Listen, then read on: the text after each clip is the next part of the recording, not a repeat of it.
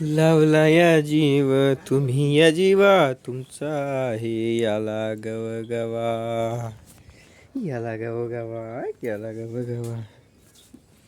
येत या ध्यान तुमचं उसर का सोडून तुम्ही आम्हाला गेला.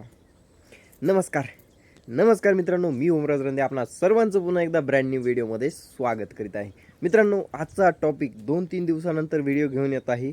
तर म्हणूनच मग एक विचार केला की बाबा व्हिडिओ टॉपिक असा झाला पाहिजे की आपल्या सर्व शेळी पालकांना याच्यातून काहीतरी मोटिवेशन मिळालं पाहिजे, काहीतरी महत्त्वाची माहिती मिळाली पाहिजे आणि इन्फॉर्मेटिव्ह व्हिडिओ हा झाला पाहिजे. यामुळेच आणि त्या दृष्टिकोनातून काय म्हणतात ना, त्या दृष्टिकोनातून मी हा व्हिडिओ घेऊन आलेलो आहे. व्हिडिओमध्ये काय काय होणार आहे त्या बाबतीत मी तुम्हाला चर्चा सांगू इच्छितो. ऑलरेडी सांगतो. तर या व्हिडिओमध्ये आपण चर्चा करणार आहोत, शेळीपालन करावे की नाही, शेळीपालनात खरंच भविष्य आहे का, त्यानंतर याच्यात काही जोडधंदा आपण करू शकतो का, आणि शेळीपालनातील कमाईची साधने काय काय असू शकतात, याच्यापासून पैसे कसे वाढवले जाऊ शकतात. जसे की तुम्ही ऑलरेडी करत असाल तर त्याच्यामध्ये 5,000 कमावत असाल तर 5चे 7 कशी करायची, 10 कशी करायची, तर या सर्व गोष्टी मी तुम्हाला या व्हिडिओमध्ये सांगणार आहे. आणि हा टॉपिक खूप महत्त्वाचा होणार आहे. जर तुम्हाला शेळीपालन करायचं असेल तर त्या दृष्टिकोनातून हा टॉपिक 100% महत्त्वाचा आहे. कोणी करावं, कोणी करू नये, आणि सध्याचा काळ पाहता कोणत्या काळामध्ये या शेळीपालनाची सुरुवात करायला हवी, त्या हिशोबाने मी हा व्हिडिओ घेऊन आलेलो आहे. चला तर मग सुरुवात करूया आपल्या टॉपिकला. मित्रांनो, सर्वप्रथम शेळीपालन करावे की नाही, आणि करावे तर कोणत्या महिन्यात सुरू करावे. मित्रांनो, 100% तुम्ही जर मला विचारलं शेळीपालन करावे की नाही, मी 100% सांगाल की शेळीपालन करा. तुम्ही केव्हा करा, काय करा, कसं करा हे तुम्हाला पुढं सांगतो. पण शेळीपालन 100% तुम्ही करू शकता. आता त्याच्यानंतर दुसरा विषय येतो, तो म्हणजे काय, कधी सुरुवात केली पाहिजे. हे बघा मित्रांनो, सर्वांना सांगू इच्छितो, सध्या पाऊस काळाचे दिवस आहे. सध्याच्या काळात तुम्ही सुरुवात करू नये, आणि शेळीपालन सुरू करण्यापूर्वी 6 महिने अगोदरच तुमची चारा लागवड झालेली असावी. आणि ज्या दिवशी तुमच्या गोठ्यावर शेळ्या येतील त्या दिवशी तुमच्याकडे भरपूर चारा त्यांना उपलब्ध असावा. तेव्हाच तुम्ही शेळीपालन सुरू केलेलं तुम्हाला कधीही पुरतं. नाही तर मग तुम्ही आणल्या 15 दिवसात शेळ्या खराब होऊन काही मरतात सुद्धा, आणि बरेचसे प्रॉब्लेम होतात. त्याच्यानंतर तुम्हाला थोडीशी मेडिसिनची माहिती असायला हवी. नसली तरीही तुमच्या कॉन्टॅक्टमध्ये असा माणूस असायला हवा की जो तुम्हाला पूरक माहिती देऊ शकतो, किंवा तुम्हाला काय अडचण आली तर तुमच्या संपर्कामध्ये 2-4 डॉक्टर असायला हवे. बाबा ह्यो नाही तर तो नाही तर तो नाही तर तो. कमीत कमी बेसिक ज्ञान तुम्ही तापेवर कोणतं औषध, सर्दीवर कोणतं औषध, खोकल्यावर कोणतं औषध, याची माहिती घेऊन ठेवा. आणि ती माहिती कुठे भेटेल तर आपलं चॅनल जाऊन बघा, भरपूर सारी माहिती आहे. त्याच्यानंतर बघा, आता शेळीपालन सुरू कसं करायचं. मित्रांनो, शेळीपालन सुरू करायचं हे जास्तीत जास्त पाऊस पडायच्या 2-3 महिने अगोदर, नाहीतर मग दिवाळीच्या नंतर, या 2 टायमाला तुम्ही शेळीपालन सुरू करू शकता. आता दोन्ही टायमाला का सांगितलं, दिवाळीच्या टायमाला भरपूर चारा वातावरणातच उपलब्ध असतो. जसं की तुम्ही आता बघू शकता, हा चारा आता येत आहे. रानावनामध्ये भरपूर असा चारा सध्या पाऊस काळामुळे तयार होत आहे.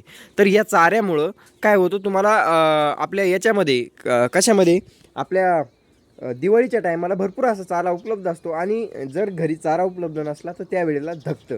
त्याच्यानंतर उन्हाळ्याच्या टायमाला का सुरुवात करावी, त्या टायमाला मित्रांनो शेळ्या स्वस्त भेटतात आणि चांगल्या शेळ्या मिळतात. उन्हाळ्यामध्ये चांगल्या शेळ्या मिळतात, त्या टायमाला शेळ्या घेतल्या पाहिजे. कारण काय असतं, माझ्यासारखे दूध धंदा करणारे लोक काय करतात, दिवाळीला खरेदी करतात, 6 महिने दुधाचा धंदा करतात, त्याच्यानंतर 1-2 महिन्याची लागेल शेळी पुन्हा आखाजीच्या टायमाला विकून टाकतात. तर त्या टायमाला तुम्हाला चांगल्या सेट झालेल्या शेळ्या मिळू शकतात. तर त्या टायमाला एक तर शेळ्या खरेदी करायच्या, नाही तर मग दिवाळीच्या टायमाला खरेदी करायच्या. अधूनमधून शेळ्या पावसाळ्याच्या काळात तुम्हाला सांगतो, मे जून, समजा मे तर नाही, जून जुलै ऑगस्ट सप्टेंबर ऑक्टोबर, या 4-5 महिन्यात शेळ्या खरेदी करू नये. नोव्हेंबर नंतर खरेदी केल्या तर चालतात, कारण त्या टायमाला पाऊस हा बंद झालेला असतो.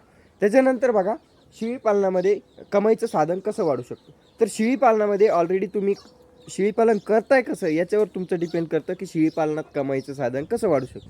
सगळ्यात पहिले, शेळीपालनाचा नफा जर वाढवायचा असला तर चांगली जात ठेवा. जर तुमच्याकडे थोडी कमी लेवलची, कमी दर्जाची जात असेल तर एखादा चांगला बोकड वापरून त्याच्यापासून चांगल्या प्रतीच्या पाठी तयार करा, आणि त्या पाठी घरी ठेवून त्यांचं दुधाचं प्रोडक्शन वाढलं की आपोआप तुमची शेळ्यांची प्रत ही वाढत चालते, आणि त्या हिशोबानं आपला व्यवसाय चालत असतो. त्याच्यानंतर तुमचा व्यवसाय जर लाख दीड लाखाच्या आसपास जर पोचला असेल वर्षाला, तर तुम्ही लोनसुद्धा घेऊ शकतात. म्हणजे काय, सरकारी लोन 50% लोन उचलायला काही हरकत नाही आपल्याला. एक 2-3 लाखाची फायली होतच असतात कायमस्वरूपी, तर ती फाईल करायची. त्याच्यामध्ये लाख रुपये तुम्ही मग घरात त्यांची फेडायचे आणि लाख रुपये सरकारकडून आपल्याला मिळतात. अशा फायली करत चालायच्या. आता त्या फाईलीची माहिती तुम्हाला कुठे मिळणार, तर आपल्याच चॅनलवर मिळणार. लवकरच ती माहिती घेऊन येणार, कशा कशा पद्धतीनं फाईल होत्या, घर बसल्या कशी फाईल करू शकता. त्याच्यानंतर तुम्ही जर 10-5 शेळ्या करत असाल, तर उद्यम आधारमध्ये, उद्योग आधारमध्ये तुमचा धंदा व्यवसाय हा व्यवस्थितपणे नोंदणी करून घ्या. त्याच्यानंतर नोंदणी केल्यानंतर तुमच्या व्यवसायाबद्दल काहीतरी उलाढाल एक स्पेशल बँक खातं तयार करून त्याच्यामध्ये करा, जेणेकरून तुम्हाला पुढं लोन वगैरे सरकारी काही नियोजन आलं, काही स्कीम आली तर ती तुम्हाला घेता आली पाहिजे. त्याच्यानंतर लसीकरण असतं, सरकारी लसीकरण, ते सगळं फ्रीमध्ये मिळतं जर तुम्ही अशा नोंदण्या वगैरे करून घेतल्या तर. बाकी आता शेळी पालनामध्ये आपली उत्पन्नात वाढ कशी करायची, हे बघा मित्रांनो. सर्वप्रथम लोक काय करतात, एक शेळी तिच्यापासून 2-3 पिल्लं घ्यायचे वर्षाकाठी आणि ते पिल्लं विकून आपला व्यवसाय चालवत असतात. पण अजूनही याच्यामध्ये काय फायदा होऊ शकतो मित्रांनो, तुम्हाला मागच सांगितलेलं आहे की शेळीपालन कसं वाढवावं. जर तो व्हिडिओ बघितला नसेल तर डिस्क्रिप्शनमध्ये लिंक दिलेली आहे, शेळीपालन कसं वाढवायचं, पिल्लं विकून नवीन शेळ्या घ्यायच्या, मग त्याने शेळीपालन कसं पुरतं त्याच्यात तुम्हाला सांगितलेलं आहे. तर तो व्हिडिओ नक्की जाऊन तुम्ही बघा. त्याच्यानंतर बघा, तुम्ही लेंडी खत तयार करू शकता, गांडूळ खत तयार करू शकता. कारण डायरेक्ट लेंडी खत विकल्यापेक्षा गांडूळ खत तयार करून तुम्हाला नफा हा प्रॉफिट डायरेक्ट डबल होत असतं. कारण ते मातीचं डायरेक्ट सोनं तयार होत असतं. ते गांडूळ आपल्यासाठी तेवढं काम करतात. वर्मी कंपोस्ट आपण त्याला म्हणतो. तर गांडूळ खत तयार करायचं आणि ते विकायचं. त्याच्यानंतर शेळी पालनामध्ये दूधधंदा तुम्ही करू शकता. दुधापासून वेगवेगळे प्रोडक्ट, चीज आहे, पनीर आहे, बऱ्याचशा गोष्टी आहे ज्या तुम्ही तयार करून विकू शकता आणि त्याला चांगलं मार्केटही आहे. त्याच्यानंतर एखादं जर आपलं हॉस्पिटल असलं, हॉस्पिटलसोबत जर कॉन्ट्रॅक्ट केला तुम्ही, तर तुम्हाला तिकूनही चांगला बेनिफिट होऊ शकतो. 50 ते 100 रुपये लिटर, 150 रुपये लिटर, 300-300 रुपये लिटर पर्यंत शेळीचं दूध विकलं जातं काही भागात. पण मग तुम्ही एक 50-60 रुपये लिटर जरी विकलं तरी तुम्हाला हे खूप पुरतं, खूप म्हणजे भरपूर पुरतं. आणि 40 रुपये लिटर तर ऑलरेडी सगळीकडे विकतंच दूध. तर या गोष्टी तुम्ही लक्षात असू द्या. त्याच्यानंतर शेळी पालनासोबत तुम्ही आपलं आता शेळीपालन करतायच तर त्या खतावर तुम्ही कोंबड्यांचं करू शकता, पोल्ट्री टाकू शकता. एक 50-100 कोंबड्या जर तुम्ही ठेवल्या, तुम्हाला सांगतो मित्रांनो, 10 शेळ्यांच्या खतावर तुम्ही 100 कोंबड्या आरामशीर जगवू शकता. तर 100 कोंबड्यांचं नियोजन तुम्हाला सांगतो. एक छोटंसं 10x10चं शेड टाकायचं, त्यांना थोडंसं फिरायला सोडायचं, त्याच्यानंतर त्याच्यात बंदिस्त करायच्या. एकदम बेस्ट नियोजन होतं बघा. 100 कोंबड्या मागं तुम्हाला 30 अंडे जरी निघले रोजचे, तर तुमचा सगळा खर्च एका माणसाचा निघून जातो. 300 रुपये महिना तुम्हाला तो चालू होतो. त्याच्यानंतर अधूनमधून पिल्लं काढून पिल्लं विकायचे. 50-100 एक पिल्लं तुम्ही दर 6 महिन्याला विकले तर तुम्हाला 20-30 हजार रुपये, 50 हजार रुपयेपर्यंत ते 100 ते 500 कोंबड्यापासून मिळू शकता. तर ती गोष्ट तुम्ही या शेळी पालनामध्ये करू शकता. त्याच्यानंतर बघा, याच्यामध्ये तुम्ही ब्रीडिंगवर काम करू शकता. चांगल्या प्रतीचे जर पिल्लं तयार करून जर विकले तर अतिशय चांगलं. आणि मार्केटिंगसाठी मित्रांनो सोशल मीडियाचा वापर करा. जसं की मी यूट्यूबवर व्हिडिओ टाकतो. आज जर मी म्हटलो की मला या 2 शेळ्या विकायच्या आहे, तर 100% मला 10-5 फोन तर सहज येतात की दादा कितीला द्यायच्या, कशा द्यायच्या, काय द्यायच्या. तर अशी गोष्ट जर तुम्ही प्रयत्न तर करा, वाकड्या तिकडा कसा का होईना व्हिडिओ टाका. कारण तुम्ही जर रिअल व्हिडिओ जर लोकांपर्यंत पोहोचवला ना, तर 100% लोक तुम्हाला आवडायला सुरू करतात. म्हणजे त्यांना तुम्ही आवडता आणि एक विश्वास तयार करा तुमच्या सगळ्या पब्लिकच्या याच्यामध्ये. विश्वास तयार करा म्हणजे रिअल वागून विश्वास तयार करा. नाही तर फुकटचा विश्वास देऊन लोकांना लुटणं हे धंदे तुम्ही करू नका. नाही तर मग कुठंतरी, कारण काय असतं या मार्केटमध्ये लॉंग टाईम काम करायचं असलं तर इमानदारीनं कमवलेलं कधीही चांगलं. कारण तुम्ही एका झटक्यामध्ये 1 लाख, 2 लाख, 5 लाख, 10 लाख कमवू शकता. पण तुम्हाला जर 1 कोटी रुपये कमवायचे असेल, लॉंग टाईममध्ये काम करायचं असेल, तर लोकांना लुटून चालत नाही. तर ही गोष्ट तुम्ही कधीही लक्षात असू द्यायची आहे.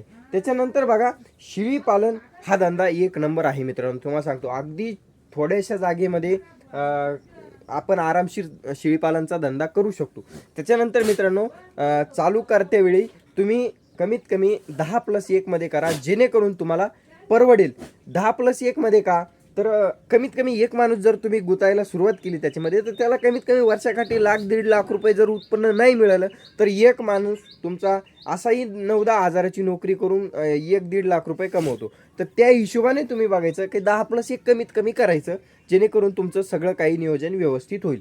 त्याच्यानंतर मित्रांनो कोणी करायचं, जर तुम्हाला खूप मोठ्या बेसवर करायचं असेल तर सुरुवातीला तुम्ही थोड्या एक 10, 5, 15, 20 शेळ्यांपासून सुरुवात करून बघा. 1 वर्ष 6 महिने करून बघा. त्याच्यात 2 वेत कमीत कमी एका लॉटचे घेऊन बघा. त्याच्यानंतर तुम्ही 50 काय 100 काय 150 बी केल्या ना, तर तुम्हाला बराचसा अनुभव त्या 20 शेळ्यांपासून आलेला असतो. तर ती गोष्ट कधी नेहमी लक्षात ठेवायची. कधी पहिले 20 शेळ्यांवर काम करा व्यवस्थित, त्याच्यानंतर तुम्ही जास्त 20 नाही, मी तर म्हणतो 10+1 वरच तुम्ही चांगलं काम करा. त्याच्यानंतर तुम्ही चांगल्या पद्धतीमध्ये या शेळी पालनामध्ये सक्सेस होऊ शकाल. त्याच्यानंतर बघा मित्रांनो, कुणी करावं, कुणी करावंचा तर विषय कसा आहे, लोक म्हणतात मला एक लाखभर रुपये 50,000 रुपये अशी नोकरी आहे आणि ती नोकरी सोडून जर मी शेळी पालन केलं तर चालेल का? तर आय थिंक नाही केलेलंच बरं. कारण काय असतं, चांगली नोकरी सोडून द्यायची आणि याच्यात उतरायचं. त्याच्यानंतर याच्यात जर लॉस झाला तर ती नोकरीसुद्धा जाईल आणि हे सुद्धा जाईल.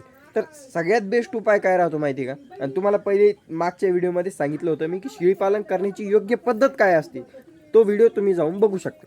पण आता पुन्हा एकदा सांगतो की जर तुमच्याकडे वर्ष 2 वर्ष 3 वर्ष 2 वर्ष कमीत कमी 2 वर्ष तुमचं घर आरामशीर चालेल काही काम न करता, तरच तुम्ही याच्यात उतरावं. म्हणजे जेणेकरून 2 वर्ष तुम्हाला अनुभव याच्यात घेता येईल, मन भरून अनुभव घेता येईल.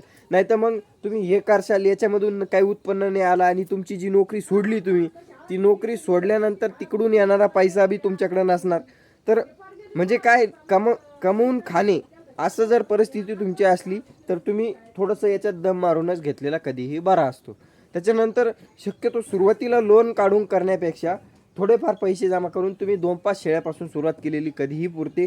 कारण ते त्यावेळेस माणूस अनुभव घेत असतो आणि जास्त फंद्यात पडत नाही आणि बऱ्याचशा गोष्टी माणसासोबत ज्या वाईट व्हायच्या असतात त्या होत नाही. मग त्याच्यानंतर बघा, कोंबडी पालन व्यवसाय खूप पुरतो. तुम्हाला दाखवतो मी स्वतः शेळ्या कोंबड्या ठेवलेल्या आहे आणि मी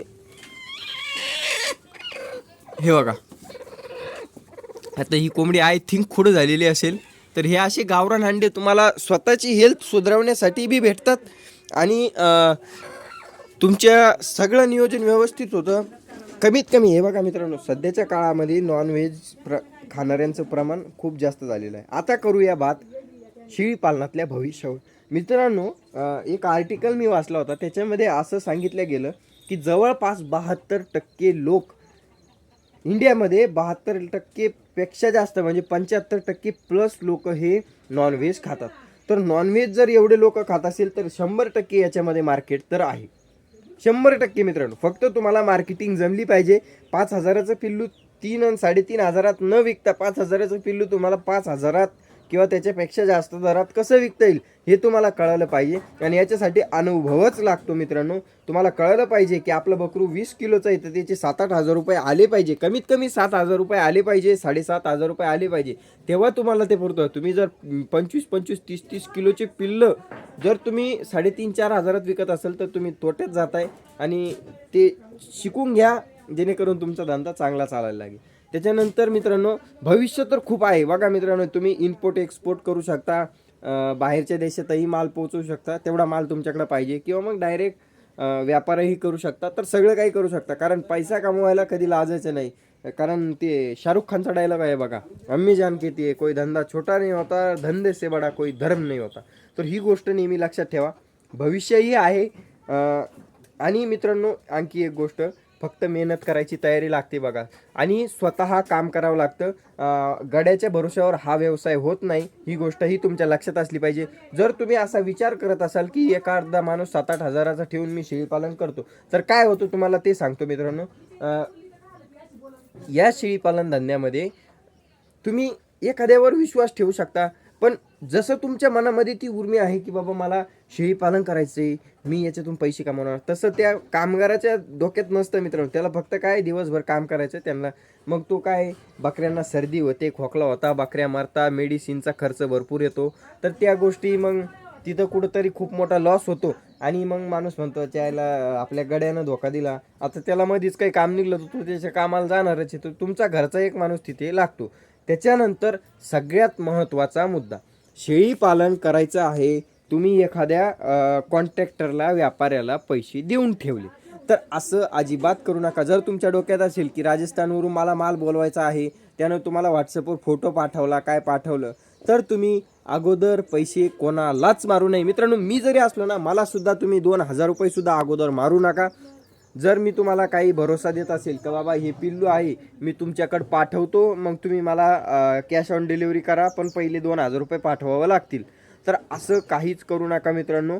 कारण काय असतं, तुम्ही दुसऱ्या राज्यातला विषय सांगतो मी तुम्हाला, किंवा आपल्या जिल्ह्याच्या बाहेरचा जिल्हा किंवा खूप लांब असेल, तर ऑलरेडी 10,000च्या बकरीचे 10,000 रुपये तुम्ही मारून दिले, पुढच्या नंतर त्यानं तुमचा फोनच नाही उचलला, नाही तर मग नुसता म्हणतो की देतो देतो, बकरी मेली, शेळी मेली, किंवा मग दुसरी बकरी देतो तुम्हाला. तर पैसे गुंतवून ठेवण्यापेक्षा तुम्ही आसपासची शेळी एखादी खरेदी करा, नाही तर मग कॅश तिथं जाऊन शेळी खरेदी करणं तुम्हाला कधीही चांगलं असेल. आधी पैसे कोणत्याही व्यापाऱ्याला देऊ नका. एक समजू शकतो आपण, तो तिकून शेळी आणून घालतोय, त्याला 200-500 रुपये देऊ, वाटलंच तुम्ही त्याला सांगा, भाऊ तुला 500 काय 1,000 रुपये वाढून देतो, तू शेळी 10 आणून दे. आणि पण तुम्ही बी त्याच्यासोबत धोका करू नका, जेणेकरून त्याचंही बिचाऱ्याचं पोटपाणी असेल. पण इमानदार असला तर तोही येईल, आणि चांगली शेळी असली तर त्याची शेळी विकली जाणारच. आणि जर त्यानं दागा केला तर मग त्यांना एवढ्या लांबून यावाच नाही, अशी गोष्ट आहे. तर पहिले पैसे कोणालाच देऊ नका, ही गोष्ट सगळ्यात महत्त्वाची. या व्हिडिओमध्ये आपण चर्चा केली शेळीपालनाबद्दल. शेळीपालन कोणी करावा, शेळीपालनातलं भविष्य, कमाईचे साधनं. मित्रांनो, तुम्ही शेळीपालनासोबत कोंबडी पालन खूप चांगल्या प्रकारे करू शकतात. थोड्याफार बेसवर म्हणतोय मी, मोठं असं काही म्हणत नाही. 2-4 हजाराचा फार्म टाका, एक 100-200 कोंबड्या ठेवून तुम्ही करू शकता. त्याच्यानंतर बऱ्याचशा गोष्टी या शेळीपालनातल्या आहे जे की मी तुम्हाला घेऊन येणार आहे. पण सध्याच्या व्हिडिओमध्ये मी तुम्हाला सांगण्याचा प्रयत्न केला की शेळीपालनात पैसा कसा कमवला जातो, आणि तुम्ही मार्केटिंग करण्यासाठी कमीत कमी यूट्यूब आहे, व्हॉट्सअप आहे, इंस्टाग्राम आहे, फेसबुक आहे, याच्यावर व्हिडिओ टाकत चाला, जेणेकरून तुमची खूप सारी मदत होईल. तुम्हाला येत नसेल तुमच्या लेकराला सांगा, तो करून देईल. तुम्हाला काय अवघड नाही मित्रांनो, यूट्यूब वगैरे किंवा इंस्टाग्राम वगैरे, फक्त थोडीशी मेहनत घ्यावी लागते. भेटूया पुढच्या व्हिडिओमध्ये. व्हिडिओ कसा वाटला कमेंट करून नक्की सांगा. मी माझ्या परीने जशी मदत होईल तशी मदत करण्याचा प्रयत्न केला. शेळीपालनातून कमाई कशी करते तेही सांगितलं.